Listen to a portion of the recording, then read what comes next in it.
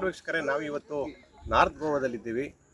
ಒಂದು 3 ದಿನದ ಪ್ರವಾಸದ ಹಿನ್ನೆಲೆಯಲ್ಲಿ ಅದರಲ್ಲಿ ವಿಶೇಷವಾಗಿ ಅಗೋಡಾ ಪೋರ್ಟ್ ಇಲ್ಲಿ ಭಾಳ ವಿಶೇಷತೆಯನ್ನು ಪಡ್ಕೊಂಡಿದೆ. ಸಾಕಷ್ಟು ವಿಶೇಷತೆಗಳನ್ನು ಹೊಂದಿರುವಂಥ ಪೋರ್ಟ್ ಇದು. ಹಾಗಾಗಿ ನಾವೀಗ ಅಗೋಡಾ ಪೋರ್ಟ್ ಬಂದಿದ್ದೀವಿ. ಇಲ್ಲಿ ಏನಿದೆ, ಇದರ ವಿಶೇಷತೆಗಳು, ಹಿನ್ನೆಲೆ ಏನು, ಅದರ ಬಗ್ಗೆ ಒಂದಷ್ಟು ವಿವರಗಳನ್ನ ಕೊಡ್ತೀವಿ.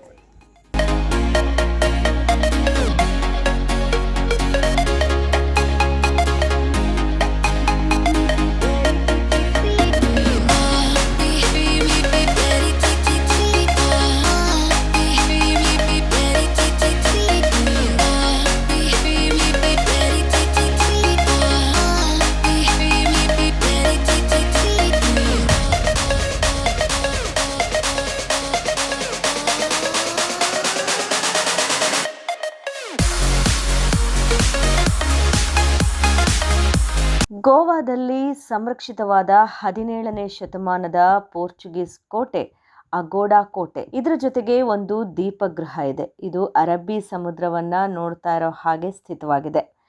ಡಚ್ಚರು ಮತ್ತು ಮರಾಠರ ವಿರುದ್ಧ ರಕ್ಷಣೆ ಒದಗಿಸಲು ಈ ಕೋಟೆಯನ್ನು 1612ರಲ್ಲಿ ನಿರ್ಮಾಣ ಮಾಡಲಾಯಿತು. ಆ ಕಾಲದಲ್ಲಿ ಯುರೋಪ್ನಿಂದ ಬರುವ ನೌಕೆಗಳಿಗೆ ಇದು ಸಂದರ್ಭ ಬಿಂದುವಾಗಿತ್ತು. ಈ ಕೋಟೆಯು ಮಹದಾಯಿ ನದಿಯ ತೀರದಲ್ಲಿ ಕ್ಯಾಂಡೋಲಿಮ್ನ ದಕ್ಷಿಣಕ್ಕಿರುವ ಬೀಚ್ನ ಮೇಲೆ ನಿಂತಿದೆ.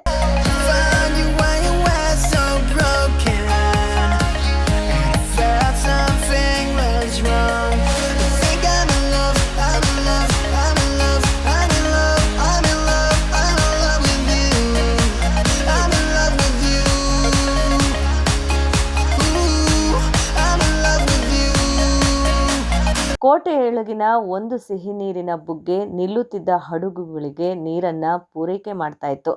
ಹೀಗೆ ಈ ಕೋಟೆಗೆ ಅಗೋಡಾ ಎಂಬ ಹೆಸರು ಬಂದಿತು.